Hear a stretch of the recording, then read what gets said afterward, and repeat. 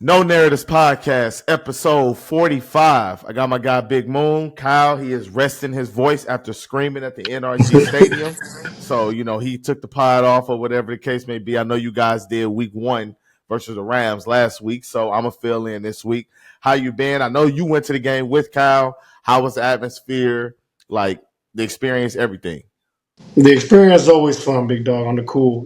My voice is a little bit off, but it's better than Kyle for sure. That man Yeah, was screaming, but I mean, it could have been better, man. On pause. the cool, it could have been way better than what it was, especially if it comes when it comes to Texan fans.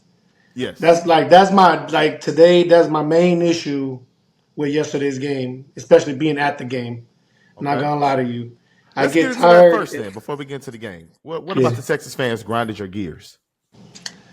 What grinding my gears with the Texan fans is they always want to show up late in the game. I feel like Texan fans, especially the ones that go to the NRG Stadium, don't understand football in any type of way. How do you expect us to have home field advantage and people are still walking to their seats mid second quarter? I get tired of it. I get tired of seeing it. The first half was completely dead because people don't understand to be quiet on offense and to get loud when we're on defense. It was one of the main things I hated. And no lie, the last 10 minutes of that game, it felt like a playoff game because everybody was in their seats. Everybody was getting loud. Everybody was trying to hype the team up. But at the same time, why can we never do that in the beginning? If it's a 12 o'clock game, 4:30 game, 7 o'clock game, anything, people always want to be late. And it Okay, so bothers me you go so much, man. for the audience. You go to way more Texas games than me, so I'm a defer. But I will say, yesterday I got off at 4:30. It took me almost an hour to get home, Hmm. so I can only imagine. And I was nowhere near NRG Stadium. I can only imagine how crazy it is for a 6 p.m. start Right. getting into NRG Stadium. However, you did say this also happens during noon games, if I'm not mistaken, right? They're Correct. late during noon games. So I think that's kind of been the story of this team. I feel like if it's not Astros games, this city not showing up on time. Like Big the facts. Astros, Big I feel facts. like they have no issue showing up for the Astros. The Rockies games, even. I always tell a story. 12 years ago, bro, 12 years ago, the Rockets were in a playoff game versus the Portland Trailblazers. No, 11 years ago now. 11 years ago. It was this couple that came and sat by me and my boy. They got there midway through the second quarter. They left at halftime and didn't come back to their seats. I was like, what in the hell? Like, y'all got here late and then y'all left at halftime? Whoa, like maybe they went somewhere else with somebody in a suite somewhere. Another I don't section or know. something. But Yeah. it was just crazy how that worked out or whatever, or how that even happened, or regardless, whatever. I always remember that. That's like a core memory of mine. But I do understand when you tell me about Houstonian fans, I'm not surprised at all. I believe you No. 100%. But the traffic was ridiculous yesterday. I think it was even uh more of a spotlight on how few fans it was in the game because of the traffic. Even I was watching on TV, I was like, damn, ain't nobody in there. Then I looked at the clock, Yeah. I'm like, it's 6 p.m., bro. It's gonna be hard getting up in there. It's gonna Yeah. I be hard mean, getting up in there. I mean, I took a day off and everything. I was like, nah, I'm gonna be there on time. I got to Yeah, be. So I I took my understand. precautions for sure. Yeah, I understand. And you responsible, and you just a different type of fan. A lot of people not gonna do that. You know what I'm saying? They're gonna go to work, and they probably got to get their kids right and do this. And Yeah. a Yeah. lot of people just do a lot of different things. Who knows where they coming from? Clear Lake, Pearland, wherever. So yeah, it's definitely a mess. But let's get into the nuts and bolts of this game, man. Let's officially start this pod, man. Take the band-aid off for Oh real. man, like I now I want to give Nick Caley a little bit of bail. I don't even want to really focus on Nick Caley. Now, if you want to, that's fine. But for me personally, I don't want to focus on Nick Caley. I feel like it's time to have a conversation about two people in particular, CJ Stroud and Yep. D'Amico Ryans. I'm not talking about firing them. I'm not talking about trading CJ, any of that. But the same issues that persisted last season offensively are showing their head again offensively this year. Mm-hmm. How did they not improve? I really can't even tell you, man. Like you said, everybody at this point in time wants to blame Nick Cayley, talking about, oh, we should have just kept Bobby Slowick. All this, Yep. want to blame the O line, want to blame the receivers. But honestly, just being at that game, CJ wasn't calling the right protections on some blitzes, and that's what led to sacks. CJ was missing throws, and CJ was just all over the place. He couldn't execute, and I'm just not understanding why and what is the reason why we can't get him in the right position. With D'Amico, I mean, he's a defensive coach. I mean, we expect a lot from the defense because of the head coach we have. A lot of people didn't like the whole fourth down, but I can't put that on D'Amico. I can't. The I got to fourth put and that on 10 or Nick. the 4th and 1 at the goal line? Which Four one? for one on the goal line. I had to put that on Okay. Nick. There's no way, there is no possible way that our offense could not get 1 yard. And we only tried one run, and then we were a shotgun for the next 3 plays. I At mean, the end of the I'll take it a day, step further, bro. I'll take it a step further. I want you to get back to your point, but I'll take it a step further for another point. The block punt, they get the ball and they don't gain a yard. A right, single yard after a blocked punt. In what scenario do you not get points in that situation? But go ahead. I'm correct. sorry. No, it's right though. Block punt. And then, it's just a whack game that especially the way it started. We started with a good first drive. Yes, So excellent. so everybody was like, okay, this is what we were expecting last week. We're doing good in the second drive until the holding that Titus Howard got that pretty Yeah. much killed the drive and we had to get the field goal. Right there and then I said, man, that's gonna hurt us if we can't stop Tampa Bay from moving down the field, which they were doing all game long. Everybody wants to praise the defense, but I can't give you praise when you're giving up 25 first downs. I can't do it. I can't do it. And then the tackling is just horrendous. I don't get why we're not practicing this. All these shoulder tackles, all these arm tackles we're missing, we're whipping. Yes. Like you give the defense praise, but at the same time, there's so many things they can fix to fix this whole thing. Sadly, we all know we got to put it on the defense. Our offense is just not it's not clicking. Everybody says just give it some time. Fine, we'll give it some time. I'll give it some time. That's cool. But at the same time, after 2 games, we're only averaging 14 points. Where is that going to go? Especially with our division actually playing some good ball at the moment as well. So I mean, that's go ahead. Go ahead. so for me, it's like I'm conflicted because on one hand, I understand what you're talking about. You said the 25 first downs. They had, I think, the most missed tackles in the D'Amico Ryans era, everything like that. But for me, I look at it as I don't care if obviously you don't want to give up 25 first downs. Obviously, you don't want the Tampa Bay when they run the ball to get 5.6 to 6 yards per carry. Correct. But from first quarter to the third quarter, really, and majority of the fourth quarter, they only gave up 14 points. So you're walking up and down the field, but you're not scoring. So the Right. defense, this is the NFL. Like, this is what I like, not you, but just in general. Everybody's talking about the defense overrated. They might be a little overrated. This team is the only team I seen the stat today. They're one of the 10 defenses to give up like 18 points per game or less and be 0-2. They're the only team Mm-hmm. like that. Like, this Mm-hmm. defense is holding, and to me, they are doing their job. You are not going to hold down an NFL defense for that long and just pitch a shutout. I think they gave up Offense. 14.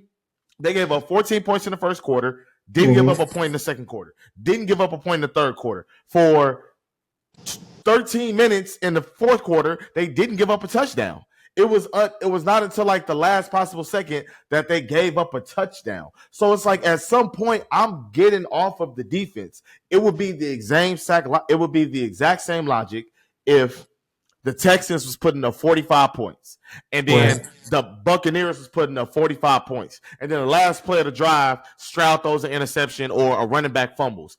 At that point, I'm not mad at the offense because the defense couldn't get us one stop. So it's the Correct. same logic in reverse for me. Everybody wants to talk about like, the killing the Henry To'oTo'o miss sack tackle, whatever. I'm Yeah. like, okay, it sucks that he missed that tackle, but why were we even in position to be that sorry? Why didn't we have more points on the board? Why did we have 10 points going into the fourth quarter? Like, why was that still an issue? We scored one touchdown, and it was like the Texans was like, "Are you happy, fans? This is what you asked for," and then there was nothing else. We got no Nothing. more of that. And I want to go back to one point that you made about the drive killing penalty with Titus Howard. In CJ Stroud's rookie season, and I know that was a long time ago now, Yeah. but in his rookie season, we used to get false starts, illegal shifts, holding calls. And you know what he did the very next play? First down. That's how I felt like CJ Stroud was actually a franchise quarterback, because I was like, damn, we're getting a penalty and he's making up for that penalty immediately. I've only seen players like Peyton Manning not be affected by holding calls, Tom Brady, Drew Brees, Aaron Rodgers, Matthew Stafford, so on and so forth. I've only seen quarterbacks of that caliber do that type of stuff, what CJ Stroud was doing in his rookie season when penalties wasn't hurting us.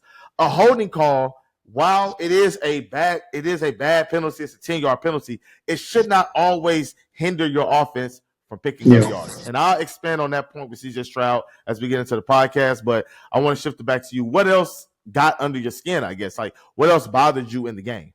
I mean, it's just CJ, bro. I mean, CJ is not. He's clearly not reading something. He's not reading the defense. It's like I said, all these overthrows. You know, like I said, everybody wants to blame this and that. Okay, receivers. Okay, we still didn't get Nico really involved in the play.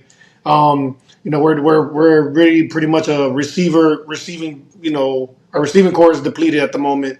We have rookies and guys that probably haven't played that much in their careers. And most of the time, people do point out that some of these sacks are cover sacks. Dudes are getting blanketed like crazy, you know, and CJ can only do so much. And this is why I believe CJ is running a little bit more than he usually is. But other than that, man, I think it's just frustrating that for sure we can't drive. For sure that we put ourselves in good positions and we can't execute to get touchdowns or get field goals or something. You know, there's a lot of ifs and buts. You know, oh, why we had kicked the field goal instead of trying to do fourth and goal. Oh, why, you know, Which I think is unfair. That's unfair. Right. Because if they kick a field goal, the fans are crying about why you didn't go for it on 4th and 1. It was a damned if you do, damned if you don't situation. Right. That's one of those situations where you got to have better play calling. I'm okay with whatever decision you make, but you got to have better play calling. And if you don't, I'm not going to say, you should kick the field goal, because I didn't feel when they went for it, I was like, cool, I'm happy with that. If they would have settled for 3, I'd have been like, okay, I'm cool with that too. Like, but yeah, keep going. Just to me, if you're gonna go 4th and goal, man, you got to pick your best play, and that wasn't the best play for me. It really wasn't. He had him rolling on 4th down. He is rolling left. A right-handed quarterback is rolling left. Right. What? And then a fade route to Nico. Nico beat his man, but the space, the window, and getting the ball in bounds for Nico to catch it and then keep him in bounds and giving it, like, that's a tough throw, like, for any quarterback. You know what I'm saying? So yeah, man, but it's a mess. It's an absolute mess. Like I said, it's up and down, man. Like when Nick Chubb scored his touchdown, I was like, man, I wish you really just would have just slid so we could keep running clock. Personally, when we scored a touchdown, we gave too much time. I personally feel like we gave too much time. You're one of the few people that, like, in real time, I didn't even think about that. I didn't even think, like, oh, damn. It wasn't until I saw it on Twitter where somebody said, I think the Bucs let him score. It wasn't until that I was like, damn, maybe they did let him score so they could get the ball back. But I wasn't even thinking, like, about that. Like, that never crossed my mind in the moment. Yeah. You know what I mean? Yeah, because everybody in his fans like, all right, cool. Noel got that nice return. Let's just kill time. Let's get to the 2-minute warning. Let's just get there and have the Bucs. Basically, what we wanted before the touchdown, me and Kyle were like, a first down will be perfect. Now we get to the 2-minute warning. Now the Bucs got to use the timeouts. And at the end of the day, if we can run it down all the way to the last seconds, I would have been happy with a field goal. Of course, everybody got excited. It would have been 13-14, though. I believe so. Yeah, it was 10-14. So, I mean, if he doesn't score that touchdown, there's another side to that coin. Texas fans, you just didn't score on 4th and 1. You sure you want Nick Chubb to go down and waste clock, and then you might not get the touchdown? Then it's really game over? I mean, who knows? You know what I'm saying? So it's like, you know what I mean? It's tough. Right.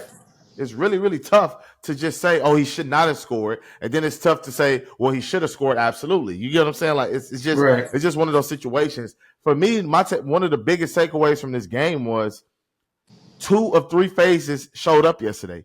You got the most out of special teams that I've seen in a long time from this team. No bull. No Block bull. punt, good kickoff returns, good punt returns, everything. And you didn't capitalize on any of it. On any of it. None.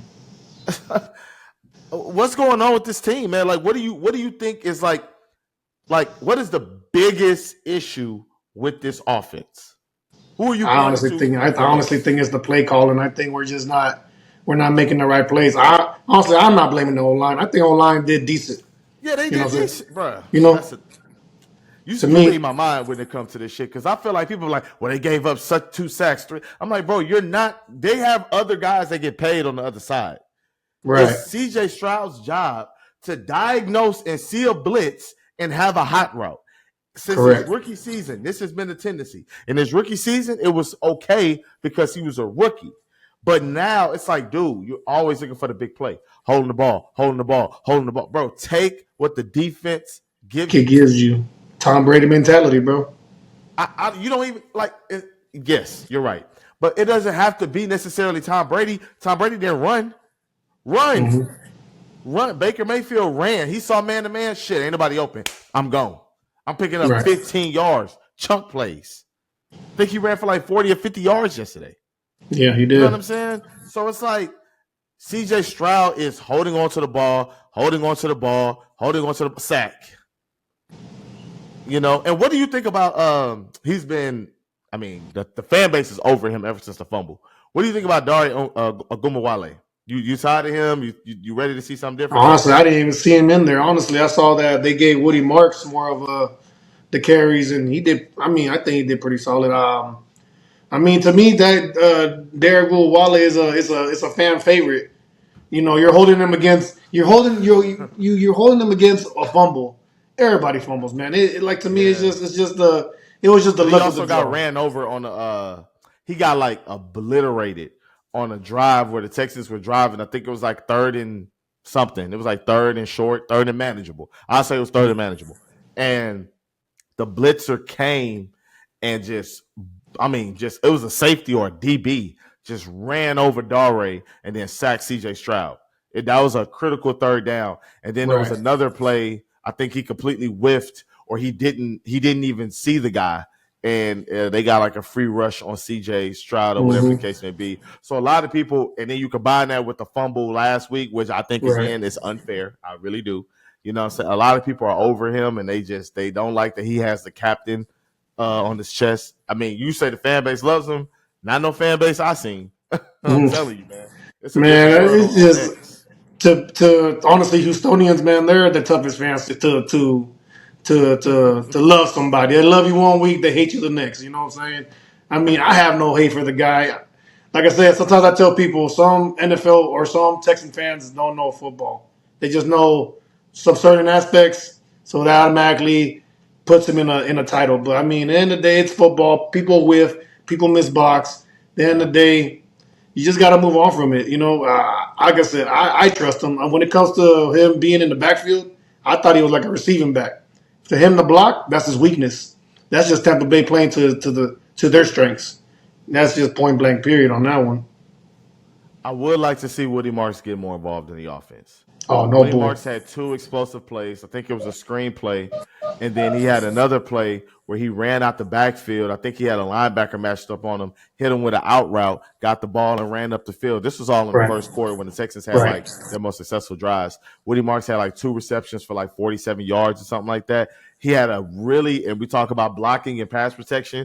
It was a guy that came through Tampa Bay, blitzed through the line of scrimmage, was about to get to CJ. Woody Marks went low, flipped the guy over. CJ Right. Stroud completion. You know what I'm saying? Woody Marks he's a rookie, 4th round pick out of USC, but he showed No. flashes yesterday of what The he can kick and potentially ball. be. The You know, kick and and ball. and and again, like for me, I said that I would give the Texans up until week 5 before like I officially hit the panic button. I'm already like halfway there on the panic button because I just really don't like the way the offense looks. But I will say Christian Kirk is out. Braxton Berrios is out. Those are Correct. slot guys. We have not, Correct. outside of Xavier Hutchinson, who, in my opinion, he needs more snaps. Xavier Hutchinson, even going back to CJ Stroud's rookie year, has been a very consistent player. He doesn't drop Correct. passes. He never is out of position. Every time I see Xavier Hutchinson on the field, he's making a positive play. You know what I'm saying? Maybe he doesn't have the physical tools of like a Nico Collins, you know what I mean? Right. But Xavier Hutchinson makes the right play 9 times out of 10. Every time I Yeah. see him. You Yeah, know what I'm CJ saying? can But find them, man. It's a completion most of the time for sure, for and that's sure, the absolutely. He's you know sure-handed. You could trust him. Mm-hmm. right. And like you said, no Christian Kirk, no Braxton Berrios. Yeah. Who really do we have? What you said? You We're had not getting Nico. anything out the slot at all. And You're then we got a not. rookie at the other receiver as a second receiver. And He he only had wasn't even one in the game. He reception. wasn't even in the game like that. He really wasn't even. Higgins wasn't even in the game. He got one reception on that one good game for 28, Mm-hmm. but that was it for him. I Mm-hmm. honestly, with him, I expect more just because of. I guess I'll put it out there because of the guaranteed contract. I expect him to be more involved in the offense, but it looks like they're going more with Watson and Hutchinson. But honestly, the whole passing game is just out of there. Like, come on, man, nobody has more than Nico and Dalton Schultz had 3 receptions. That's the highest receptions they have. Everybody else is either 1 or 2. That if you're trying to, especially when you're playing a good defensive front with Tampa Bay, which they really did have, you gotta win. You gotta win in the game, in the passing game. And like you said, you gotta take your checkdowns when there's blitzes. You gotta see it. You gotta recognize. If we're really talking about the beginning of the season, we said, oh, not we, but people said that CJ is gonna have more operation of the offense. Mm-hmm. I'm I'm not glad you seeing brought no that up. operation. I feel Me like neither. I'm not seeing I it. see why Slowick didn't have him doing nothing. Like that's the same Right. thing. Bro, I said all of this yesterday, man. Like I was tweeting this all day yesterday. I'm like, I see why Slowick, like I haven't seen Stroud make a correct check at the line of scrimmage yet. I have Right. not seen it. I see him Right. getting hit by blitzes over and over and over, not having a hot read, not having an option, getting sacked, holding on to the ball too long. Every single issue that the brother has had, I've continued to see him have. I don't understand where this growth is coming from. You know what I mean? Right. Like where is it? You know what I mean? No, and it's just facts, man. I mean, I guess we're just gonna have to see what we roll with. I mean, maybe next week against Jacksonville we get Christian Kirk and Barrios. Who knows how much of a change that's gonna make? Uh, you know, uh, from what I saw, Jacksonville didn't have pretty much nothing last week either. But it's a division game. It's a must win, especially for the fan base. Like we need to see a dub for sure. True. And I'm not and excited about beating Jacksonville. I'm really I'm not. not either, man. I'm They would not. have to put up 40 for me to be like excited. And even then I'll be like, it's the Jaguars. Right. You know, like I Nah. need Yeah. CJ to throw for over 300 yards. I need 3 touchdowns, 4 touchdowns. I need to see the offense pop. And even when it pops, it's just the Jaguars. Like Right. that's at the point where I'm at. And I'm not trying to like I'm not saying the sky's falling because like the teams that they lost to were both playoff teams last year. You know what I'm Correct. saying? But it's annoying because we had this conversation when we were doing the preview or whatever of the season. What did I Mhm. say? I say you have to beat playoff teams if you're gonna be a playoff team. Like you can't Correct. beat all the non-playoff teams. Then when the playoffs get here, be surprised when you lose to a real playoff team. Like that's just you can't it can't happen like that. You know what I mean? Not at all. And it's just facts, though. You have to be the playoff teams. You have to be. I always say you have to be the top half of the NFL. That's good, you know. And sadly, we don't show up in those games. Our defense holds us as long as they can. I'll give them that. Yep. They hold us enough to be in the game, but after a while, it just gets frustrating knowing that CJ and the offense just can't get it going past the 50. It's just it's That's frustrating for sad. sure. It's I'll say frustrating. last thing for me, last point that I got to get off my chest, something that I noticed. Tampa Bay to slow down the Texans edge rush went fast. Like in the middle of the game, middle of the first quarter, middle of the second quarter, middle of the third quarter. They didn't do it every time. They huddled, and then they go quick, quick, quick. Then they huddled, They huddle. Then they go quick, quick, quick. Like they switched up tempo Yep. offensively to keep the Texans defense on their heels. They didn't just sit there. Every time the Texans offense is huddle, break, huddle, break, huddle, break. Bro, switch it up, speed it up. Hey, let's get these plays in quicker. Let's go with a silent count. Let's go with one. Let's switch it up. Let's go hard count. Like, there's no versatility in how we're doing things offensively. Maybe Not at Nick all, Cayley bro. is trying to save that until all the guys get on the same core with hot routes, with checks, with everything like that. Maybe that comes later on in the season. But like for right now, it's like I'm looking at Tampa Bay and they just like quick, quick, quick, quick, quick, quick, quick, and then they slow down. Then they quick, quick, quick, quick, and you never know when they're going to do it. They just do the tempo and they're ready. Right. It's like they're firing on all cylinders. The Texans were methodical. We're walking up to the line of scrimmage. We're reading the defense. We're really not reading the defense because every time a blitz comes, we get hit. It's no No, plan. man. There's Every no time they were plan. breaking the huddle, it was 10 seconds or less. Like you There's need no time to plan. watch to you need time to read the defense. You're getting, like you said, they're getting the plays late in. They're getting the plays late in. Like I said, but at the same time, like I said, CJ also has to call audibles, man. You gotta take the keys, bro. You got to. If they're giving it to you, you gotta do something. Let me see, like you said, let me see a check. Let me see an audible. Let me, slide protection. Do something. But Something. yes. Yeah, the whole slow tempo, I don't get it. I get it. We're up, but we're not. I don't. Yeah. We're not up. So you got to change it up. You're right. They Tampa Bay's offense played amazingly against our defense when it came to the edge rushers. Sadly, everybody should know this by now. If you give a look that you're about to pass the ball, Daniil Hunter and fucking Will Anderson are going straight up the field. And most of the Yeah. time, those runs are off their asses because they're up the field. I Yep. mean, that's not their best strength. Their best strength, we expect them to get sacks, but at the same time, The but way at the that same you can time, make them better is by putting points on the board and making the other team have to pass. right, right, That's the exactly. best way to Make the use team them. have to exactly for sure. But I mean, at the end of the day, I mean, the Texans interior D line, they got exposed, bro. I mean, between the A and the B gap, they were Irving and Eric, I don't forget the other running back. They had their days. White. Think about it, was like 169 yards rushing. So I mean, that day we just have to wipe it down. I mean, like you said, it's not panic button yet, but you thinking about it twice if you want to hit it though, for sure. And Facts. you thinking about it twice, but no, it ain't no. Oh, we should keep Bobby and all this. At the end of the day, I think Nick Culley is a first year offensive coordinator as well, so maybe that plays a key to this. But for sure, he needs to catch some confidence. I mean, like I said, if Christian Kirk and Braxton Berrios comes back, how much of a big difference is it going to really make?